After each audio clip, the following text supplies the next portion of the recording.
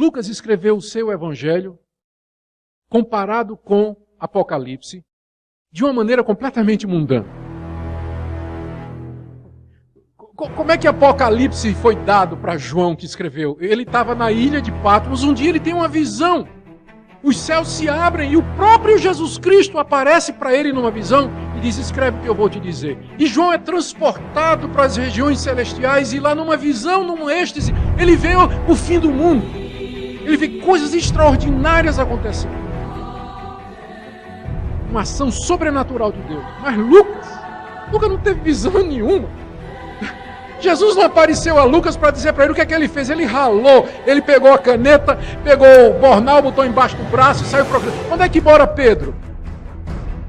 Viajou lá para Roma, Cesareia, Jerusalém. Onde é que está Pedro? Pedro, meu nome é Lucas, eu sou historiador. Eu queria ouvir de você o que é que aconteceu.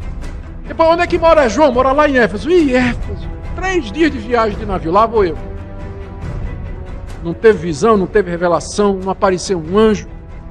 Agora eu faço uma pergunta. Apocalipse, porque foi dado de maneira sobrenatural, é mais inspirado do que Lucas? Está no Novo Testamento os dois. Já está vendo onde é que eu vou chegar? Eu quero dizer para você o seguinte, Deus nem sempre age de maneira sobrenatural.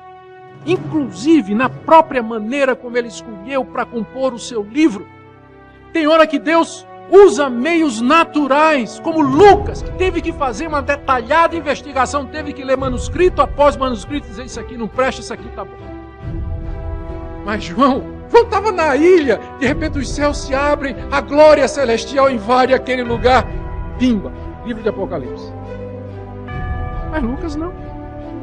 Então por que você diz que Deus é mais glorificado quando você é curado pela oração de alguém do que se você tomar remédio e ficar bom? Por quê? Apocalipse glorifica mais a Deus porque foi dado por revelação do que o Evangelho de Lucas, que foi o resultado de um processo natural e da providência de Deus. Por que as pessoas só querem ver Deus no milagre, no sonho, na revelação, no anjo que aparece? E não ver Deus nas mínimas coisas, do dia a dia, na providência, guiando, usando os meios naturais. Eu acho que um dos problemas hoje do evangelicalismo brasileiro é que reduz Deus. Se não tiver sonho, visão, revelação, milagre, não tem Deus. Então joga Lucas fora da tua Bíblia. Na verdade, todas as cartas de Paulo também. Chegando a esse ponto do que eu ouvi no sábado à tarde, são aqueles que trouxeram para o Brasil, nas décadas anteriores, a chamada confissão positiva. De dizer que se determinar, se decretar, vai acontecer. Isso é uma mentira. Isso é uma mentira já desmascarada na história, mas infelizmente no Brasil, muitos ainda acham que isso é verdade. A pregação da chamada autoridade espiritual, em que ninguém pode tocar nos ungidos do Senhor, isso é um mecanismo de defesa para essas pessoas descomprometidas com a glória de Deus poderem ter seus livres atos, muitas vezes questionáveis sim, mas não são porque são os ungidos do Senhor. E no meio disso tudo tem um negócio chamado batalha espiritual, que é um dualismo que coloca Deus e o diabo na mesma situação. E eles não são dois seres na mesma situação. Existe um Deus que é poderoso acima de tudo e de todos. E existe um diabo, um diabinho, meus irmãos. Um serzinho. Não para ser combatido por nós, como muitos pensam, mas diante de Deus, ele é um cisco.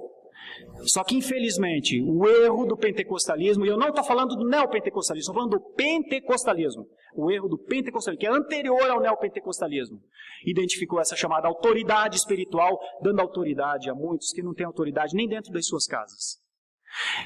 E dando uma ideia de uma batalha espiritual como se Deus e o diabo fossem da mesma força, e não são.